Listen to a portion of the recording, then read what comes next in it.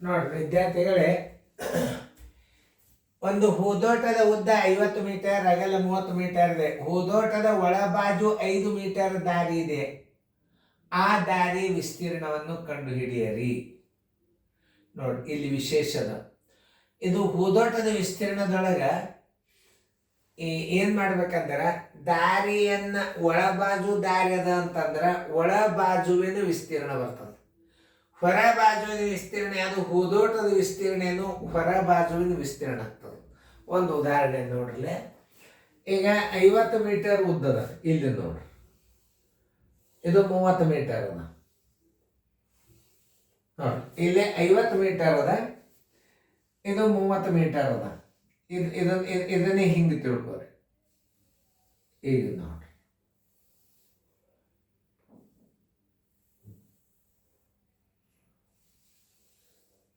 ಇದು 50 ಮೀಟರ್ ಅದ, ಇದು 30 ಮೀಟರ್ ಅದ.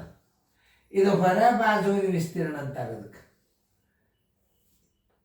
ಇದನ್ನು ಸರಿಯಾಗಿ ಅರ್ಥ ಮಾಡ್ಕೋಬೇಕು ನೀವು. ಇದೇನಿದು? ಹೊರ ಬಾಜುವಿನ ವಿಸ್ತೀರ್ಣ. ಇದು ಒಳ ಬಾಜುವಿನ ವಿಸ್ತೀರ್ಣ ಅಂದ್ರೆ ಏನ್ ಮಾಡ್ಬೇಕು? 5 ಮೀಟರ್ ದಾರಿ ಕಟ್ ಮಾಡ್ಬೇಕು ನೀವು. ಇಲ್ಲಿದಿಂದ ಇಲ್ಲಿಗೆ 5 ಮೀಟರ್ ದಾರಿ ಅದ, ಇಲ್ಲಿದಿಂದ 5 ಮೀಟರ್ ದಾರಿ ಅದ, ಇಲ್ಲಿದಿಂದ ಇಲ್ಲಿಗೆ 5 ಮೀಟರ್. ಇದು 5 ಮೀಟರ್, ಇದು 5 ಮೀಟರ್ ಕಟ್ ಆಗ್ತದೆ. ಯಾಕಂದ್ರೆ ಒಳ ಬಾಜು ಅದ ದಾರಿ, ಹೊರ ಬಾಜು ಇಲ್ಲ. ಒಳ ಬಾಜು ಅದ ಅಂದ್ರೆ ಮೈನಸ್ ಏನು? ಇಲ್ಲಿ 5, ಇಲ್ಲಿ 5 ಮೈನಸ್ ಆಗ್ತದೆ. ಹಂಗಾರೆ ಈಗ ಹೊರ ಬಾಜುವಿನ ವಿಸ್ತೀರ್ಣ, ಹೊರ ಬಾಜುವಿನ ವಿಸ್ತೀರ್ಣ, ಹೊರ ಬಾಜುವಿನ ಹೂದೋಟದ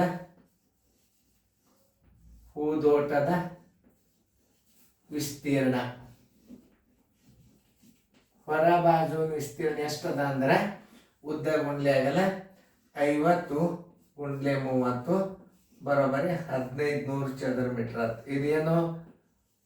ದಾರಿಯನ್ನು ಒಳಗೊಂಡು ವಿಸ್ತೀರ್ಣ. ದಾರಿ ಅದ. ಇದ್ರ ಎಷ್ಟದ ದಾರಿ ನೋಡಿ. ಒಳ ಬಾಜುವಿನ ವಿಸ್ತೀರ್ಣ, ಒಳ ಬಾಜುವಿನ ವಿಸ್ತೀರ್ಣ. ಈಗ ಒಳ ಬಾಜುವಿನ ವಿಸ್ತೀರ್ಣ ಬರ್ತದೆ. ಇದ್ರ ಒಳ ಬಾಜುವಿನ ವಿಸ್ತೀರ್ಣ ಬರೋಬ್ಬರಿ ಉದ್ದದಾಗಿ ಏನ್ ಮಾಡಬೇಕು? 50 ಗುಂಡ್ಲೆ 50 ಒಳ ಬಾಜು ಮೈನಸ್ 2 ಗುಂಡ್ಲೆ 5 ಗುಂಡ್ಲೆ 30 ಮೈನಸ್ 2 ಗುಂಡ್ಲೆ 5. ಒಳ ಬಾಜು ಇದ್ದಾಗ ಏನಾಗ್ತದ? ಕಟ್ ಆಗ್ತದ. ಅಂದರೆ 50 ಮೈನಸ್ 10 ಗುಂಡ್ಲೆ 30 ಮೈನಸ್ 10 ಬರೋಬ್ಬರಿ 40 ಗುಂಡ್ಲೆ 30 20. ಅಂದ್ರೆ ಈಗ ಏನಂತ? ಒಳ ಬಾಜುವಿನ ವಿಸ್ತೀರ್ಣ ಬರೋಬ್ಬರಿ, ಒಳ ಬಾಜುವಿನ ವಿಸ್ತೀರ್ಣ ಬರೋಬ್ಬರಿ ಎಷ್ಟು? 40 ಗುಂಡ್ಲೆ 20. 40 ಗುಂಡ್ಲೆ 20 ಬರೋಬ್ಬರಿ 800 ಚದರ ಮೀಟರ್. ಒಳ ಬಾಜುವಿನ ದಾರಿಯ ವಿಸ್ತೀರ್ಣ, ಒಳ ಬಾಜುವಿನ ದಾರಿಯ ವಿಸ್ತೀರ್ಣ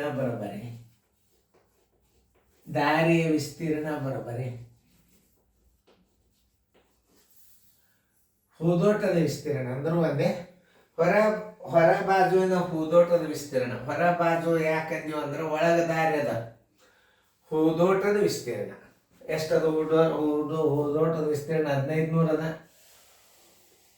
ಒಳ ಬಾಜುವಿನ ವಿಸ್ತೀರ್ಣ ಎಷ್ಟದ? 800 ಅದ. 700 ಚದರ ಮೀಟರ್ ದಾರಿಯ ವಿಸ್ತೀರ್ಣ. ಚದರ ಮೀಟರ್. ಉತ್ತರ ಸಂಖ್ಯೆ ಡಿ. ಒಳ ಬಾಜು ಅಂದ್ರೆ ಮೈನಸ್ ಮಾಡ್ಬೇಕು. ಇದನ್ನ ನೆನ್ಪಿಟ್ಟುಕೋರಿ ನೋಡ್ರಿ. ಈ ಕಡೆ 5 ಆಯ್ತು, ಈ ಕಡೆ 5 ಆಯ್ತು, ಈ ಕಡೆ 5, ಈ ಕಡೆ 5, ಈ ಕಡೆ 5, ಈ ಕಡೆ 5. ಇದು ನೋಡ್ರಿ, ಇದು ಹಿಂಗೆ ಕಟ್ ಆಗ್ತದೆ ಇದು ದಾರಿ. ಈಗ ಏನಾಗ್ತದೆ? ಒಳ ಬಾಜುವಿನ ವಿಸ್ತೀರ್ಣ ಬಂತೀರಿ ನಿಮಗೆ. ನೋಡಿ, ಮಾನ್ಯ ಹಿಂದಿನ ಉದಾಹರಣೆ ಏನದ? ಹೊರ ಬಾಜು ಇತ್ತು, ಈಗ ಈ ದಾರಿ ವಿಸ್ತೀರ್ಣ ಬರಬೇಕಾದ್ರೆ ನಾವೇನು ಮಾಡಬೇಕು ನೋಡಿ, ಈ ವಿಸ್ತೀರ್ಣ ಆಮೇಲೆ 40 ಗುಂಡ್ಲೆ 20 ಆಗ್ತದೆ. 40 20 ಗುಣಾಕಾರ 50 30 ಗುಣಾಕಾರದಾಗ ಕಳೆದ್ರೆ ಇದು ದಾರಿ ವಿಸ್ತೀರ್ಣ ಬರ್ತದೆ ನೋಡಿ. ಹೂದೊಟ್ಟಿರೋದಿಷ್ಟೇ 40 20 ಹೂದೊಟ್ಟು ಅದ. ಅದರ ಹೊರ ಬಾಜು ಹೂದೋಟ ಏನದ ಇಲ್ಲದ, ಹೂದಷ್ಟು ಇಷ್ಟು ದೊಡ್ಡದದ ಹೂದೋಟದ ಒಳಗಿನ ಬಾಜು ದಾರಿ ಅದ. ಒಳ ಬಾಜು ದಾರಿ ಇತ್ತು ಅಂತಂದರೆ ಹೆಂಗೆ ಕಂಡುಹಿಡಿಬೇಕು? ಇದು ಹೂದೋಟ ಅವ್ರದ್ದು.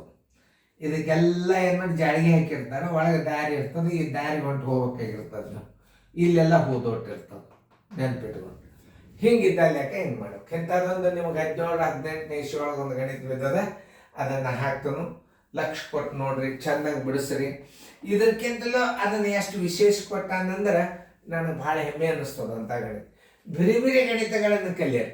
ನವೋದಯದ ಎಂಥ ಗಣಿತ ಇದ್ರು ನೀವು ಈಜಿಯಾಗಿ ಪಾಸ್ ಆಗ್ತೀರಿ, ಚೆನ್ನಾಗಿ ಫೇರ್ದಾಗ ಬರ್ಕೊಡ್ರಿ.